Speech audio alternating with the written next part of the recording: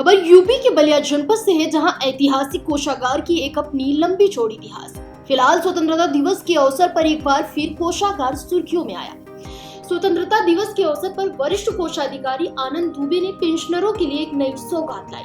सालों से पेंशनर इधर उधर भटकने को मजबूर रहे, लेकिन बुजुर्ग पेंशनरों के लिए अब एक स्थायी समाधान हो गया है। बलिया के जिलाधिकारी मंगला प्रसाद सिंह द्वारा पेंशनर भवन का शुभारंभ किया गया।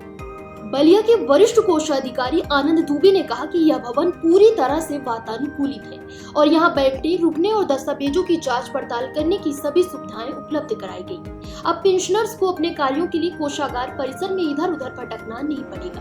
यह भवन उनके लिए एक शांति और सम्मान का स्थान होगा, जहाँ वे न केवल सरकारी कार्यों का निपटारा बिना बोर हुए खुश होकर कर सकेंगे। यहाँ कोई सेल्फी पॉइंट बनाया गया है। पेंशनर भवन में तमाम पुस्तकें होंगी। एक तरफ टेलीविजन का आनंद पेंशनर उठा पाएंगे।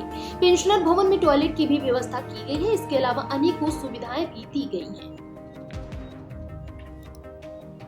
मैं सभी लोगों से बोलना चाहूँगी कि आप लोग अपने अपने तरीके से जिसको जिस तरीके से खुशी मिले अपने स्वतंत्रता दिवस मनाएं। और मैं आज बलिया की धरती पे हूँ, तो यहाँ पे बिना चिट्टू पांडे जो स्वतंत्रता सेनानी हमारे थे, तो उनका नाम लिए बिना, उनको नमन किए बिना बात हमारी अधूरी रह जाएगी। तो उन्हीं की देन है कहीं न कहीं। और अभी मैडम ने बताया कि 14 दिन यहाँ स्वतंत्रता मिलने से पहले यहाँ पे समानांतर सरकार बन चुकी थी। और जो वहाँ चिट्टू पांडे थे वो यहाँ के 14 दिन के डीएम भी रह चुके, कलेक्टर भी रह चुके थे। तो कहीं ना कहीं ये एक ऐतिहासिक कदम है, ऐतिहासिक घटना है और सम्मान वाली बात भी है। और आज के दिन हम जितने भी हमारे स्वतंत्रता सेनानी हैं, कहीं ना कहीं उनको याद करना चाहिए, उनको सम्मान देना चाहिए, क्योंकि उनकी बदौलत आज हम लोग खुले आसमान में हैं और अपने देश में घूम सकते हैं। क्योंकि मैंने पढ़ा है इतिहास में कि अंग्रेजों के टाइम में कितनी यातनाएं दी जाती थी लोगों को, कितने लोगों ने कितना बलिदान दिया अपना परिवार छोड़ के, और इतना कष्ट झेल के हम लोगों को आज़ाद कराया, जहां हम लोग अपने स्वतंत्र भारत में बैठे हुए हैं।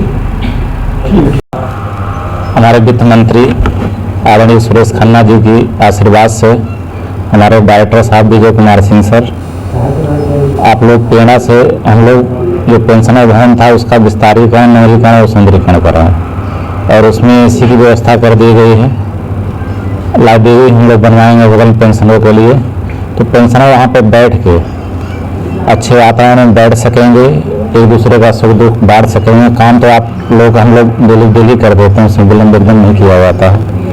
तो एक पारिवारिक माहौल पेंशनों के लिए सबसे बड़े कष्ट जो होता है एकाकीपन, अकेलापन, तो वहाँ पे एक दूसरे के साथ बैठ के एक दूसरे को वार्तालाप कर सकेंगे।